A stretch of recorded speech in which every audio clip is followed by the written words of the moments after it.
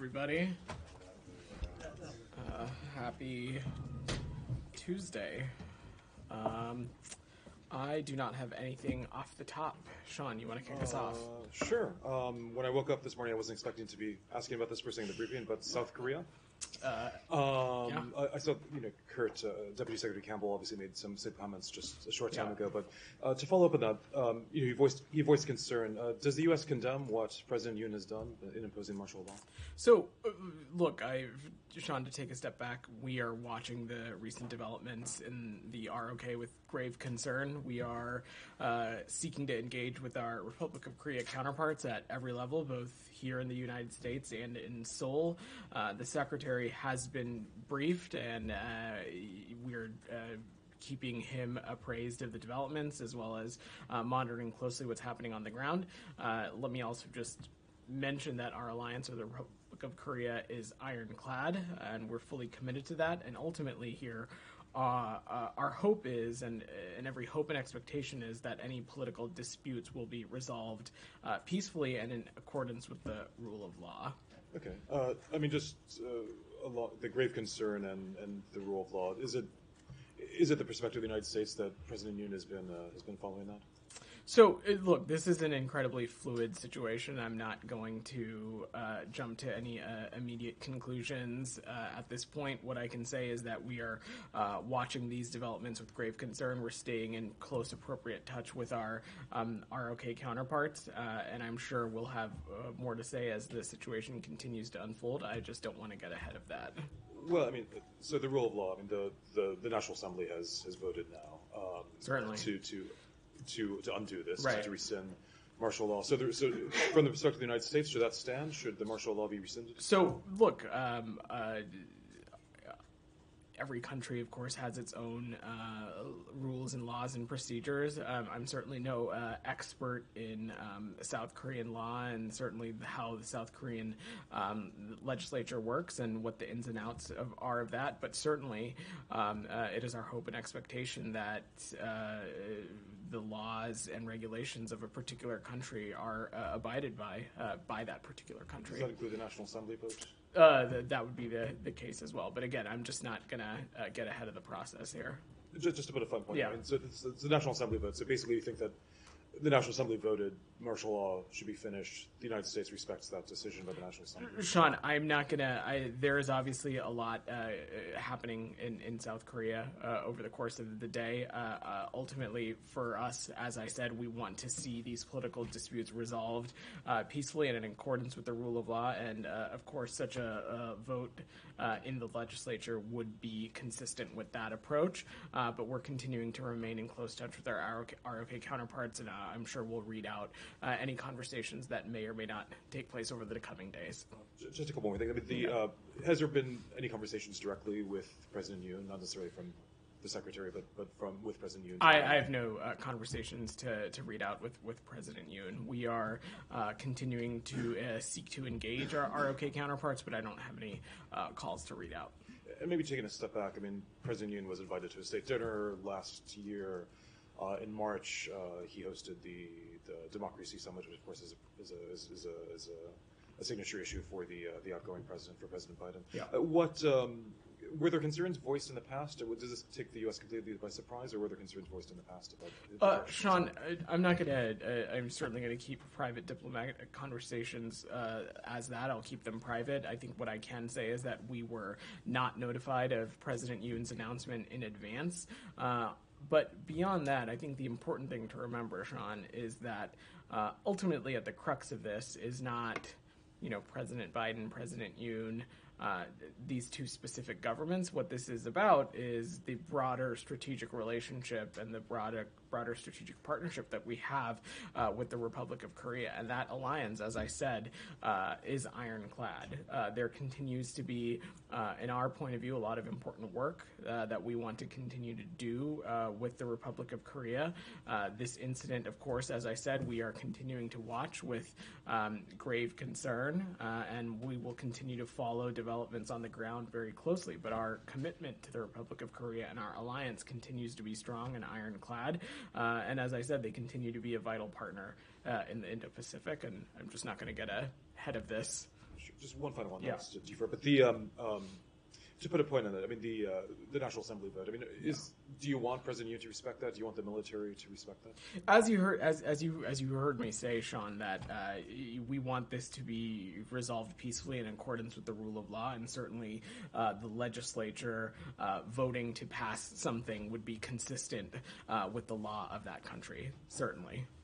Daphne, go ahead. You mentioned several times conversations that are taking place. Can you give any more detail on who's having those conversations? I don't. I'm not in a place to get more specific beyond that, beyond just saying we're continuing to seek to engage our counterparts both here in the United States but also in Seoul. And should we have any calls or meetings to read out, we'll certainly do that. Do you expect the Secretary to have any calls? I have nothing to preview right now, but as I said, the Secretary has been briefed on this, as has been others on our team, and we're continuing to pay attention and monitor the situation closely. And what's the message been from the administration in these calls? Again, I'm gonna keep private diplomatic conversations private. As you just heard me say to Sean's question, we're watching these recent developments. We're watching them with grave concern, and we're seeking to engage our counterparts in the ROK. Okay. I've got some questions on Lebanon, but I don't know if anything. Well, I'll come back to you, Dan. Go ahead. Just wondering, the U.S. ambassador to South Korea put out a statement on X encouraging American citizens in South Korea to monitor local news sources. And that's been, as far as I can tell, the only kind of security alert that's gone out to U.S. citizens. And that came several hours after martial law was declared in the country. Was there a reason for that delay? Is more guidance coming? Well, this is, Shannon, as you know, an incredibly fluid situation. And let me just say broadly that we have no higher priority than the safety and security of our citizens, especially those that are overseas. I don't have any updates on the travel advisory or anything like that to offer from up here. The travel advisory warning for the ROK continues to be a level 1, which is exercise normal caution. But that being said, the ambassador is absolutely right, and that we would encourage American citizens to enroll in Smart Traveler. That is the best way to stay in touch with the embassy and to stay in touch with the department as the situation develops, and that's the best way to stay up to date on additional information. We also have a 24/7 hotline for U.S. citizens to use in emergencies, in which they can get in touch with our embassy in Seoul. We plan to issue regular updates on the situation via the embassy website, and as the ambassador said, we encourage citizens to monitor not just these channels that I mentioned, but updates from local law enforcement and otherwise, and we'll, of course, update our citizens appropriately. And taking out the events, would you typically expect to be notified that an ally as close to South Korea was going to declare martial law ahead of time? So I'm just not going to speculate on what should or may not happen in these kinds of situations. What I can just say is that in as it relates to this incident, we were not notified of President Yoon's announcement in advance. Is to draw a parallel to Kenya, another government where the leader was honored with a state visit by the Biden administration, and then later saw some allegations of Democratic backsliding over the summer. In the State Department's engagements with Kenyan leaders at the time, the State Department said it was encouraging them to honor all constitutional rights, including the right to peaceful assembly. In your conversations with South Korean counterparts, are you reminding them of the right for its citizens to peacefully assemble or other similar human rights? Certainly that would be a message that we carry with any government in which we have a bilateral relationship. Of course, that would be also true in our engagements with a partner like the Republic of Korea. And as I said to Sean, I'm not going to read out private diplomatic conversations, but we are reiterating again that it is our hope and our expectation that any political dispute be resolved peacefully and in accordance with the rule of law. Sorry, Nikki. My bad. Go ahead. Yeah, thank you. So has the United States received specific threats from North Korea in the past 24 hours or in the past few days? I have no threat assessments analysis to offer as it relates to the DPRK in the context of this. So does the U.S., how does the U.S. assess this unsurprised declaration? Is that mainly focused on domestic? I don't have an assessment to make, Nike, and as I said to Sean, we are watching these developments. We're watching them with concern. We're seeking to engage our counterparts with the ROK, both here in the United States as well as Seoul. We are also undertaking a number of steps, as I laid out to Shannon, about ways in which we're supporting American citizens and making information to them available as it relates to this. But beyond that, I don't have any other updates. Again, I will just echo that our hope and expectation is that any political disputes be resolved peacefully and in accordance with the rule of law. And finally, I know you just talk about the travel advisory. Can you talk about the personnel and security posture within the U.S. Embassy and with the U.S. military there? Well, we certainly wouldn't speak to some of those things in detail, just given the safety and security of our facilities and our personnel, but I don't have any changes to announce. Yeah. Go ahead. Yeah. On that point. Yeah. I mean, in terms of how it's very notable that you have put a lot of emphasis on the phrase political disputes. I mean, do you see this as basically a political dispute within South Korea? It's not for us to characterize, Tom. What we are attempting to do is continue to gather the facts and continue to gather the circumstances of what's happening on the ground, engage appropriately with our counterparts both here in the United States and at Seoul, and then monitor and make appropriate adjustments if needed as it relates to our personnel and our citizens, which again at this point we've not done, but I've outlined a number of ways in which U.S. citizens can engage with us. Beyond that, it's really not for us to I'm not going to speculate or opine on the theory of the case or the reasoning or the decision-making here beyond just saying that it's certainly concerning to us. We're paying very close attention, and that for us what we want to see is this resolved peacefully, and we want to see it resolved in line with rule of law. I mean, President Yoon has very much sort of framed this or presented this as a strategic security issue. You know, he talks about the need to eradicate pro-North Korean forces and protect the constitutional democratic order, but it's sort of notable that in your statements so far you haven't reflected that sort of notion of a strategic threat at all. Does that mean you share that assessment with him?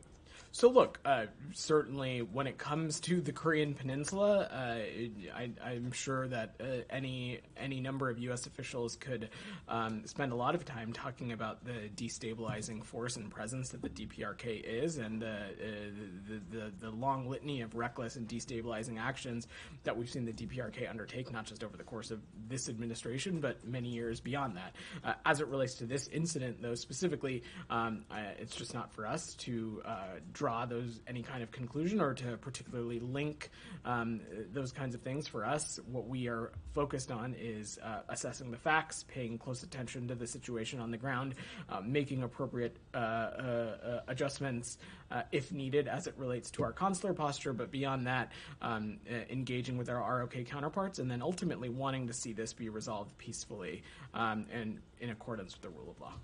Yeah, go ahead. Second Times from South Korea.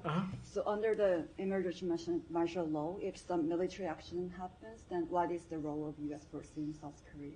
So, look, as it relates to defense posture and the posture of our personnel, I know my colleague Major General Ryder is going to be briefing later today. I believe I will leave it to them to speak specifically about DoD personnel and our service members in uniform. As it relates to our diplomatic facilities, as I said to Shannon, there's been no change in our posture. We have outlined a number of ways in which American citizens can stay in touch with us, and we'll offer updates through those channels should we need to. But broadly, I will reiterate again that our alliance to the ROK is ironclad, and we continue to be committed to that partnership.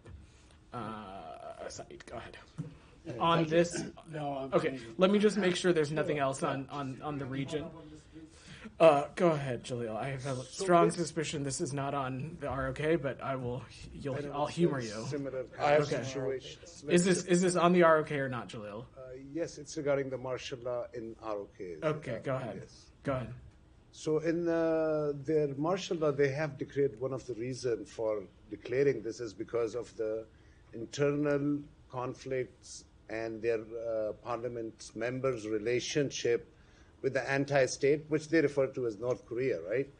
So Pakistan also has the same situation. Oh my God, Jalil, this is not on the ROK. I will come back to you to ask your off-topic question. Okay. Go ahead, Jackson. Thanks, Vedant. So does South Korea's deflation affect U.S. assistance to the country? Sorry, can you repeat that? Does what's happening in South Korea, does it affect U.S. assistance to the country? So, as I said a number of times at this point, our alliance with the ROK is ironclad. Our partnership to the ROK, we remain committed to that. The emphasis that this administration particularly has put in strengthening our partnerships and alliances in the Indo-Pacific, that has not or does not change either. This continues to be a priority for us. On this specific situation, as I said, we are monitoring the situation. We continue to have grave concerns over some of these developments, but ultimately it's our hope and expectation that this is resolved peacefully in accordance with the rule of law. And will the martial law matter affect the fact that the ROK falls under our nuclear umbrella? I'm just not going to speculate on what the causation there could be. Anything else on the read? Go ahead. Yeah. This is one of the hypothetical situations, but if this martial law situation continues and is not does not ends like quickly, then do you think that this will affect coordination between the two allies on North Korea and other issues? So that is certainly a hypothetical question. So let me just, I don't want to engage in hypotheticals. So let me just say this, that again, our commitment to the ROK is ironclad, our alliance to them and the partnership that we have with them and the emphasis that we over these past years have placed on strengthening our ties in the Indo-Pacific, including with partners like the ROK. As I said, there continue to be a number of key priorities between us in our bilateral relationship. Certainly at the crux of that is the complete denuclearization of the Korean Peninsula. That has not changed, and we continue to have partnership with them on a number of other key areas. I do not expect, I don't have anything to preview on how that may or may not change. What we're focused on right now is continuing to gather the facts, monitor the situations on the ground, and expect that this to be fully resolved peacefully and consistent with the rule of law. Go ahead. Thanks. Let me get to, I'll come back to you, Sean. Yeah, go ahead. Just follow up on your Nike's question. You said that you had no threat assessment. So you don't see any changes of North Korean forces' posture in the last few hours? I wouldn't speak to that kind of assessment from up here. Sean, go ahead. Just briefly, follow up on the previous question. Yeah. South Korea, obviously, in recent weeks, has been speaking a lot with Ukraine about arms in light of the situation with the North Korean troops. I mean, obviously, it's just been a few hours, but is it the U.S. assumption that that type of dialogue can continue between Ukraine and South Korea, or is this going to be... I mean, Sean, I think you kind of answered your own question. This being just a couple of hours old, I'm not going to draw any conclusions as it relates to broader foreign policy implications on this incident. Yeah. Leah, go ahead in the back. Yeah. Has the U.S. been in contact with Japan or any other allies about this situation? So we're continuing to, I don't have any specific calls to read out, but of course part of this is maintaining close communication with other regional partners as well. I don't have any specifics call to read out, but that's of course a priority for us as well. In the back, in the red. Yeah, go ahead. China. Is it related to... The gallium and germanium bans. Were you anticipating the export ban from China? Is there any strategy to deal with it in the coming future as it's both dual-use military and civil application? Let me see if I can have the team follow up with you specifically on that one. Okay, I'll come back to you, Saeed. Did you have something on... Okay, go ahead. Then I'll come to you, Saeed. I promise. Go ahead. I'm from South Korea, SBS. You said repeatedly you hope all political disputes will be resolved peacefully. Then the Department of State believe that President Yoon declared the martial law due to political reasons? I'm not here to offer an assessment or to draw a conclusion on the reasoning behind such a decision. That's certainly not for us to speak to. What I'm speaking about is what the United States efforts have been as it relates to this, which, as I said, have been, one, trying to gather as much information as we can, continuing to monitor the situation on the ground. We are monitoring these developments, as I said, with serious and grave concern. On top of that, we're seeking to engage our counterparts both here in the United States but also in Seoul as it relates to this, and ultimately want to see this resolved peacefully and in accordance with the rule of law. I'm not going to make an assessment or a conclusion on the reasoning here. And when did the U.S. government receive the notification from the South Korean government about the martial law? As I said, I think in answering Sean or Daphne's question, we were not notified in advance as it relates to President Yoon's announcement. Yeah, not advanced, but when? When get the notification? Just so the We news. were not. We were not notified in advance. We were not notified in advance. Beyond that, I'm not going to get into the specifics of our private diplomatic conversations, but we were not notified in advance of President Yoon's announcement. So the U.S. government also noticed the martial law from the news? We were not notified in advance. Go ahead, Said. I'm changing topics. Sure. We'll talk about Gaza. Yeah. Well, according to the New York Times, Israel is building a base or bases in central Gaza, which is an indication that they are there to stay. Do you have any comment on that? Is the administration able to do anything to undo this or to make sure that this does not happen? Said, I've seen those reports, and I will leave it to the Israeli government to speak to their veracity or not. Certainly would not be for us to speak to, but on that site, if they are true, certainly they would be inconsistent with a number of the principles that Secretary Blinken laid out in Tokyo about a year ago of what our viewpoint is when it comes to the region and the future of the region. So, firstly, that would most certainly be the case, and I think key among them is that there cannot be any reduction in territory of Gaza. Beyond that, there can also be no forced displacement of Palestinians from their home, and they must be allowed to return safely to their homes in the north as soon as the conditions allow. So first and foremost, should this be true, it would be inconsistent with the principles that the Secretary laid out in Tokyo. I will leave it to the Israeli government to speak to that reporting. It's really not for us to speak to. But certainly you have the means to, to determine the veracity of these claims or these reports. I don't have an. You have to wait for the Israelis I to tell don't you have it. that we are building bases. I don't have an assessment to offer from a peer side on the United States is. It's not. It's involved in this process. Side all throughout. As you so know, we don't have any boots on the ground in Gaza. Beyond that, I don't have. It's certainly not for us to speak to on the veracity of these. If they are, it would most certainly be inconsistent with what we want to see for the region, and certainly would be inconsistent with the principles that the Secretary laid out in Tokyo. And should they be true, it's certainly something that we will raise quite seriously with our partners in Israel. But I don't have an assessment to offer. But Vedant, this must be one of the most surveilled pieces of real estate anywhere in the world, especially by the United States and by its allies. You can't tell me you don't know what's going on in Gaza. Said, we of course know what's going on in Gaza. We of course are paying very close attention to what's happening in Gaza as it relates to this particular piece of reporting, which I'll just note comes from a media outlet. It's not any kind of government-to-government announcement or government-to engagement. I don't have anything else to offer beyond what I just said. Well, I tell you that Volker Turk, the chief UN human rights person or chief human rights chief,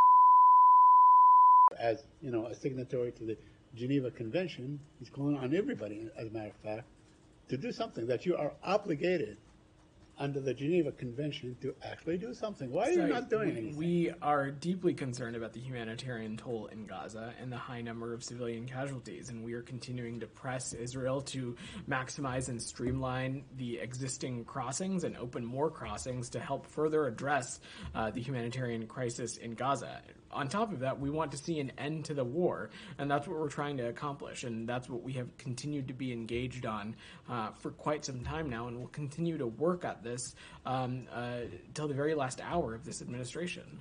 But being concerned and doing something are two separate things. Said, I'm sure there's a great deal of concern and there's a great deal of anger and frustration in this building, but we don't see any action. Respectfully, Said, I would take issue with that because over the course of the totality of this conflict, when we have seen things that are inconsistent with what we want to see for the region, when we have seen things that are inconsistent for what we want to see for Gaza, when we've seen things that are inconsistent with what we want to see for the Palestinian people, we've said so. Sometimes we've said so publicly.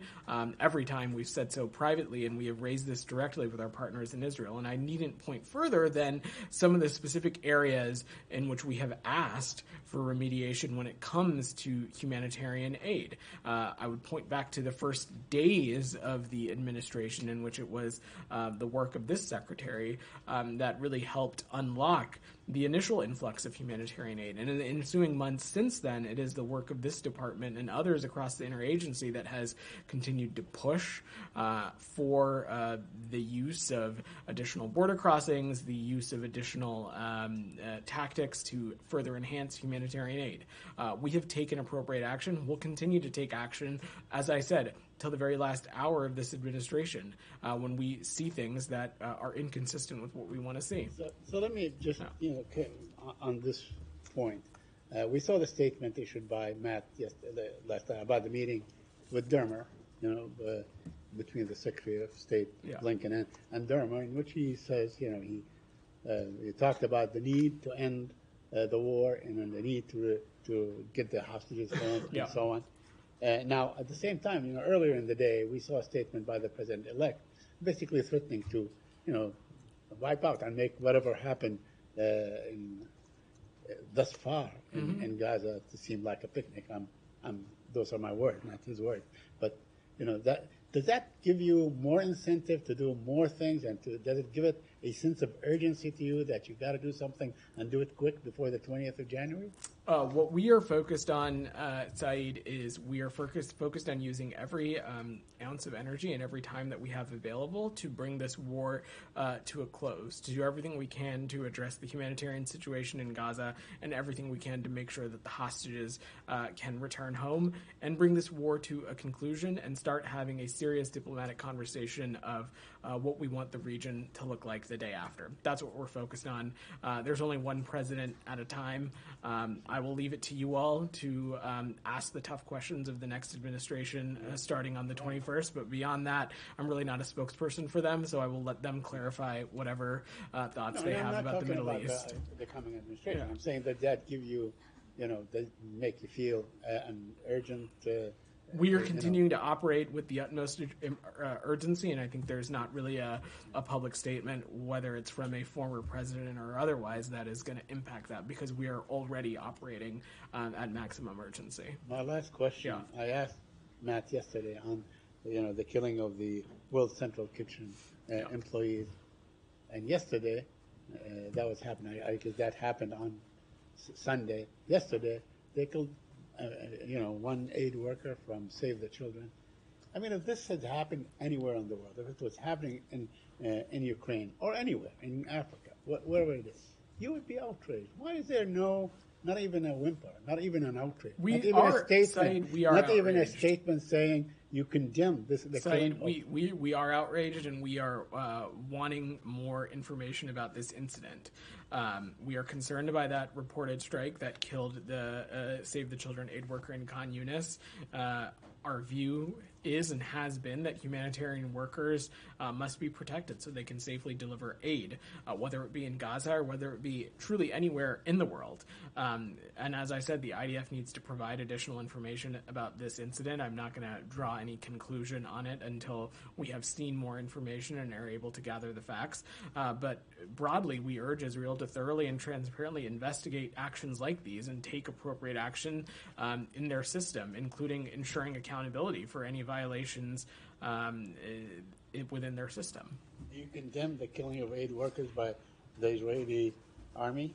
side, we of course condemn the intentional we condemn the intentional killing of aid workers anywhere. As it relates to this specific incident, we have asked for additional information. I'm not going to draw any conclusion until that has happened, but of course we are deeply concerned and troubled by this reported strike. And as you've heard me say, we think that aid workers need to be able to do their work, not just in Gaza, but in other places in the world.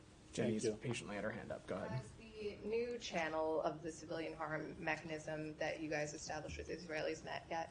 It is not. What will that mean? I'm not going to offer a timeline on that. That's something that we're going to continue to work towards. Suggested it would be in early December. Is that still what you're tracking? Well, it's December 3rd, so I'm not going to put a timeline on it, but we expect that to happen sometime soon. But I don't have a specific date to offer. And then there was a meeting on humanitarian aid for Gaza in Cairo yesterday. Who represented the U.S.? We did have representation from the United States and the State Department. I will have to double check the specific names, but I'm happy to check and get back to you. But we did participate in that forum. Or do you want to? Yeah, I had a call on Lebanon. Okay, great. Why don't we? Where do you assess the ceasefire standing now? Do you still see it as being largely successful? We do. Look, the ceasefire writ large is the result of intensive diplomatic effort over many months by the United States as well as partners in France working closely with Israel and Lebanon. Our hope and our expectation is that parties are going to abide by their commitments and that the ceasefire will continue to be implemented. We are continuing to support that implementation. We're working on continuing to build a robust mechanism that assists the parties in addressing violations. We're working to support the LAF and continuing to work closely with UNIFIL, and we think that kind of work is essential to that.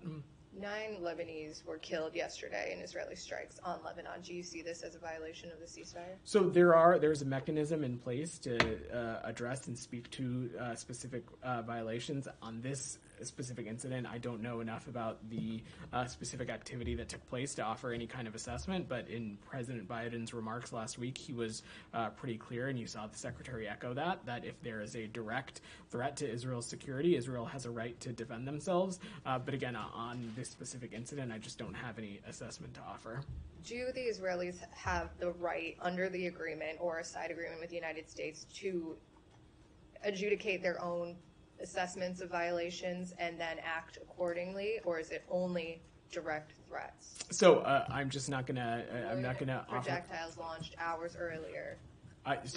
On this specific incident, I'm just not going to offer an assessment or draw some kind of conclusion on what would fall in the parameters of a violation or not.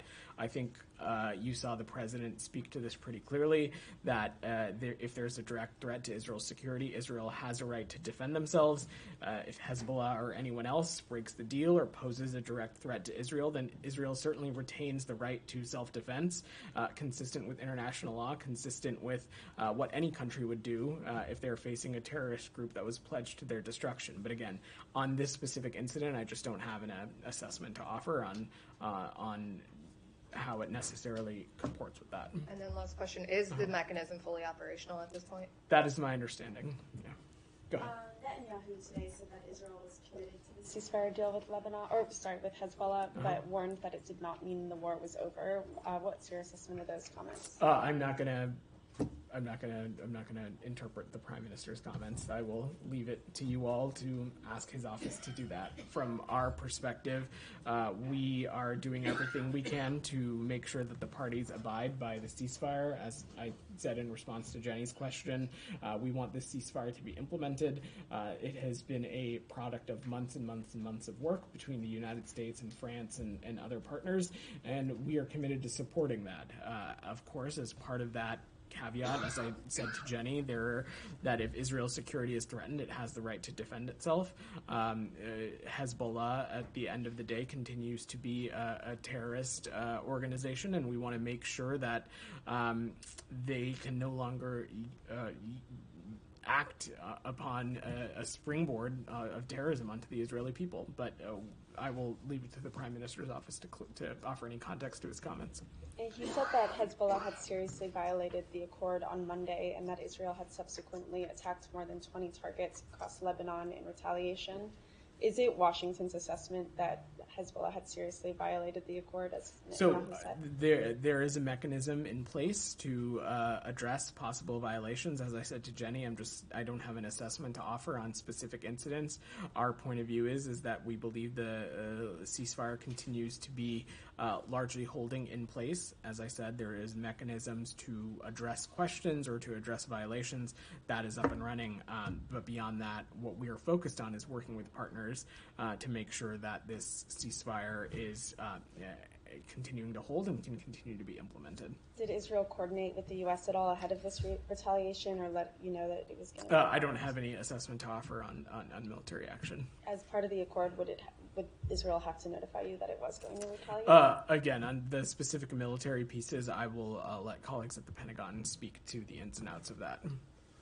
Michel, go ahead. Thank you. Did you pressure Israel yesterday not to strike Beirut, as the Israelis have said? Michelle, I'm not going to speak to private diplomatic conversations. Our perspective continues to be that all parties need to do everything possible to abide by the ceasefire.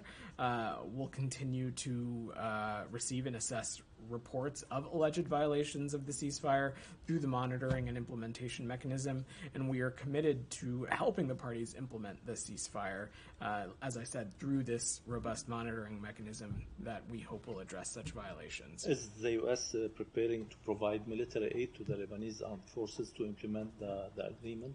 I don't have any specific announcements to preview, Michelle, beyond just saying that the United States, of course, has been one of the largest supporters of the LAF over many, many years, but I don't have any specific announcement to preview or share. On Syria, if you don't mind, yesterday Matt said that the U.S. Didn't support the opposition in their military movement. Today, the SDF, who are supported by the U.S., is expanding its influence in Deir ez-Zor province and expanding their territories too. Is the U.S. providing any support to them? Michelle, what the events of the past 48 to 72 hours underscore is that this conflict can only end once and for all through what we view as a political settlement that's consistent with UN Security Council Resolution 2254. We think it's time to reinvigorate that political process, and we think that the only path forward is a UN-facilitated one. And certainly, our view is that certainly no country should be taking advantage of this particular incident, and really we are engaging with partners and allies with a consistent message, is that any who sort of have power or who have influence over some of these actors is do everything that we can to continue to stress de-escalation.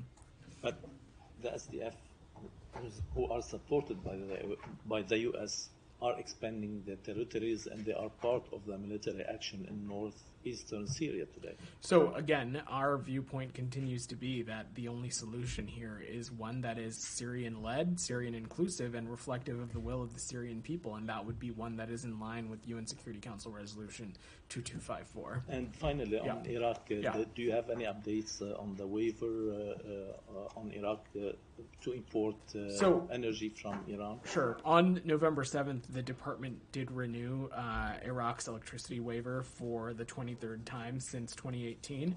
It was done so for an additional 120 days. We remain committed to reducing Iran's malign influence in the region. Our viewpoint is that a stable, sovereign, and secure Iraq is critical to these efforts. Since 2018, as you know, this started in the previous administration, the State Department has permitted Iraq to purchase Iranian electricity while Iraq continues to develop its own domestic generation capacity. Yeah. Thank you. Go ahead. Yeah. Have you seen any progress from the Iraqi government to step up towards energy independence from Iran? Because there are reports that even Iran get $1 billion a year from Iraq since Prime Minister Soudani took office in 2022. I think I've spoken a little bit about this before, DR, and I don't have any updated assessment to offer beyond we have seen some progress and steps in the right direction by the Iraqi government as it relates to their own sovereign domestic energy production. That continues to be the case. I don't have a different assessment to offer today. Two more questions on Syria. Go ahead. Yeah. Today, the Iraqi Prime Minister Office issued a statement, and they said that Iraq is not stand and monitoring the situation in Syria, but they will exert all efforts to preserve the security in Syria and in Iraq. How do you see this statement from Iraqi Prime Minister? So I'm not going to draw any particular conclusions from that statement, DR. What we are telling partners in the region, what we continue to echo is that from our viewpoint, from the United States viewpoint, the only solution is a UN-led one that is consistent with UN Security Council Resolution 2254. I expect that there is actually going to be a UN Security Council resolution on this later today, and we want every country doing everything they can in their power to de-escalate. We don't want to see tensions escalate at such a fraught time. And lastly, on humanitarian situation in Syria. Yeah. So far, there are about 200,000 Kurds, Christians, and other people, minority, have displaced. And a part of them, they went to the SDF areas, and which you are your partner. And I've learned that the SDF and Syrian Autonomous Administration have reached out to you, and they are seeking help to addressing the humanitarian situation in Syria. Are you offering any support in this regard? So, look, offering appropriate humanitarian assistance is, of course, vital, and we think that is critically important. We have, for many, many years now, been a important and a robust provider of humanitarian aid to those impacted regions. I don't have any specific announcement to offer as it relates to today, but we are just continuing to monitor the situation, and we'll take appropriate steps if we need to. Willie, go ahead. Thanks, Vedant. Yeah. Earlier, you mentioned that under the ceasefire, Israel retains a right to defend itself. I mean, does that same right transfer to the Lebanese state? I say this because Israel's new defense minister today said that if it fails to deter Hezbollah from attacking it, the Lebanese government will not be immune from attacks in the future. So I think you're asking me to, again, speak to a hypothetical, which I'm just, not going to engage on. Is there something in the ceasefire that says, if attacked, the Lebanese state has the right to defend itself? So at the crux of this, of this long conversation that we've been having as it relates to northern Israel and southern Lebanon has been UN Security Council Resolution 1701. And at the center of that is this notion that Hezbollah will withdraw to north of the Litani River, and that likewise Israel will return to south of the Blue Line back to Israel. Again, but I think to just pressure test your question a little bit, I don't think that there is a desire from Israel to invade or attack the Lebanese people. What we were talking about is specific acts or incidents of self-defense. Again, I'm not going to still kill 12 Lebanese. Certainly, I'm not trying to minimize the impact on Lebanese civilians, but I'm not. I just don't have an assessment to offer on some of these specific incidents beyond just saying that, as it relates to the ceasefire, there is a mechanism in place to address violations, and ultimately, at the crux of this, Israel, if it is threatened or if its security is violated by Hezbollah, by a terrorist group, they certainly have the right to their self-defense. But it's a chicken and the egg. Does Lebanon then not retain that same right? If they are... Okay. Let's say Israel is the aggressor. Again, we are going down a slippery slope of hypotheticals. It's not that hypothetical. It is a bit of a hypothetical because on one side we are talking about a terrorist group that, as part of its mission statement, has the destruction of Israel stamped at the center of that. And on the other side, you have Israel, a sovereign democratic state. It is Lebanon three times. Part of what we are talking about and part of this ceasefire is for Israel, at the crux of 1701, is to withdraw to south of the Blue Line. I think these situations are not totally comparable, but I really appreciate you trying. Go ahead. Thank you, Mel. Yeah. Very quickly on Secretary's engagement on Ukraine, and then I have South Caucasus to cover. Sure. You guys signed a MOU today with Ukrainian Foreign Minister, which will provide 825 million energy assistance for Ukraine. Can you please clear up in what form it's going to be delivered and where is it coming from? Is it part of the FAA or USAID budget? I'm asking because Ukrainian side is asking for providing more additional air defense systems to secure the energy sites rather than just assistance for dealing with the results of Russian attacks. So in terms of the budgetary line item, Alex, I don't have a specific steer for you, but of course what I would say is that this is another long step of ours in doing what we can to make sure that Ukraine can continue to stand on its own 2 feet. Ultimately, the end goal here, Alex, and you've heard the Secretary talk a lot about this, is making sure that Ukraine can stand on its own militarily, economically, and it can continue to grow and be part of these Euro-Atlantic institutions. But I'm happy to check specifically if we have some specifics on the budgetary information on Thank you so much. that. In terms of delivering Yeah. that, is there Sure. any sense on your end that there's time ticking here? Sorry, can you repeat that? The time ticking here. You have less time to deliver 825 million energy assistance. We continue to work around the clock to do everything we can to find ways in which we can continue to support Ukraine. As you probably saw, Alex, that as part of the surge in the security assistance that the president announced in late September, the U.S. is providing another significant package of urgently needed weapons and equipment to our Ukrainian partners as they continue to defend against Russia. This additional assistance is being provided under Presidential Drawdown Authority, and it's valued at approximately $725 million. It includes a whole litany of systems and capabilities that we think will continue to help Ukraine defend itself. Thank you. Moving to the South Caucasus, Yeah. Azerbaijan arrested a leading human rights defender, I should say one of the last remaining defenders, Rifat Safarov, today. And they report that he was supposed to be Secretary's Human Rights Defenders awardee next week. So do you have any reaction to this arrest? We're deeply concerned by reports that human rights defender Rifat Safarov has been detained in Azerbaijan. We're closely monitoring this case. It's imperative that human rights defenders everywhere are able to conduct their work without hindrance and free and fear from retribution. And we continue to urge Azerbaijan to release all of those unjustly detained and to cease its crackdown on civil society, including human rights defenders and journalists. Any sense on your end that without a failure to secure political prisoners released during the COP, before that and after that, has emboldened the regime? So I'm just not going to speculate on the decision-making here or what may or may not have caused this, Alex.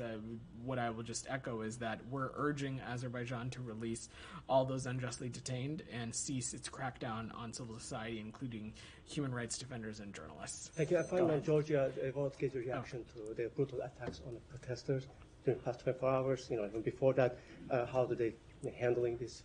Well, Alex, we condemn the excessive use of force by police against Georgian protesters seeking to exercise their rights to freedom of peaceful assembly and expression, including their ability to peacefully protest. The U.S. is deeply concerned by reports of the detention and assault of journalists, and recognizing that a free press, we believe, is a cornerstone of a democratic system. We're continuing to call on all sides to ensure protests remain peaceful, and we are urging the Georgian government to strictly respect the rule of law, human rights, and fundamental freedoms. When you say all sides without talking, I'm gonna work the room a little bit, Alex. You've gotten three. Go ahead. When is the right time for you to impose the sanctions on the person who has organized this massive violence in Georgia? And I'm speaking about the founder of the Georgian Dream Party. So, look, I'm not going to preview or speculate on any actions the U.S. may or may not take. What I can say, what we're focused on right now, is engaging with the Georgian government and emphasizing to them the strong responsibility they have to respect the rule of law, respect human rights, and respect fundamental freedoms, which we continue to believe are the foundation of Georgia's own Euro-Atlantic aspirations. Go ahead. Thank you so much. In Bangladesh, British MPs Barry Gardner and Priti Patel released concerned in the UK Parliament over violence against Hindus in Bangladesh, highlighting over 2,000 violent incidents and calling for urgent government discussion with Bangladeshi authorities to ensure protection, law and order, and freedom of religion for minority communities. Are there any plan to address this concern through diplomatic and policy measurement from U.S.? So we are consistent with every government in which we have a relationship with. We are clear that there needs to be the respect of fundamental freedoms. There needs to be respect of religious freedom and basic human rights. Any kind of protests should be and need to be peaceful, and that any kind of crackdown, not even crackdown, that governments need to respect the rule of law. They need to respect basic human rights as a part of that, and that's something we'll continue to emphasize. And definitely, you already know that Chinmoy Das Brahmachari, the leader of ISKCON in Bangladesh, also Tulsi Gabbard, proposed director of U.S. National Intelligence, is the member of ISKCON. The Chinmoy Das is illegally arrested, put it in the jail, and no lawyer in Bangladesh willing to stand for Chinmoy Krishna Das because his lawyer was beaten and sent to the hospital. Will you take any action on that? So I don't have the details surrounding that case, but again, we continue to stress and emphasize that even those who are in detention need to be afforded appropriate representation and need to be treated with basic fundamental freedoms and human rights. And finally, given go ahead. Yeah, Thank you. Go ahead. Yeah. Thank you. A couple questions on Gaza. Number one, reports are circulating that Hamas and Fatah are closing in on an agreement to select a committee of supposedly politically independent technocrats to administer Gaza.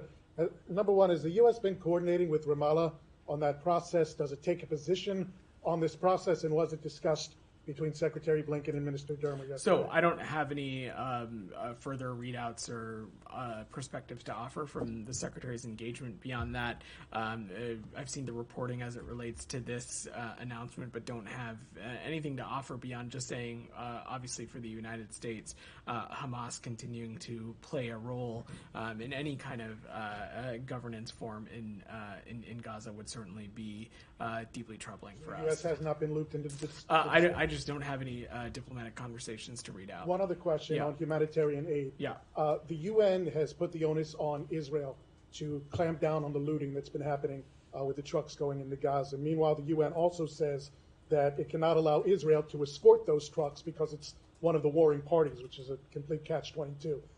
How, in the U.S.'s opinion, should Israel go about trying to stamp out the looting of the humanitarian trucks? And again, I guess you already answered the question, but has the U.S. been engaged with Israel in guidance and support in trying to find a solution? So we've been engaged on this issue not just with Israel, but other important regional partners as well, including, of course, the United Nations. It is a serious area of concern, and it's an area of concern where we continue to want to see more happen and more diligence given, not just, of course, from Israel's perspective, but also from the United Nations as well. Can the U.S. provide a solution to it? This is something we're continuing to engage on with partners. All right. Thanks, everybody. Thanks, everybody. Thank you.